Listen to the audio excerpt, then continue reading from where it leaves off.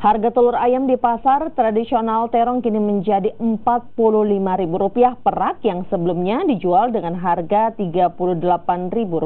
Kenaikan ini terjadi sejak sepekan terakhir dan membuat omset pedagang turun hingga 50%. Harga telur ayam di pasar Terong Makassar naik menjadi Rp45.000 per rak yang sebelumnya dijual Rp38.000 per rak. Kenaikan terjadi lantaran kurangnya pasokan dari Kabupaten Sidrap yang menjadi daerah penyuplai telur di Sulawesi Selatan. Naiknya harga telur ayam, omset pedagang turun hingga 50%. Sebelumnya pedagang telur bisa menjual hingga 600 rak per hari, kini hanya bisa menjual 300 rak per hari.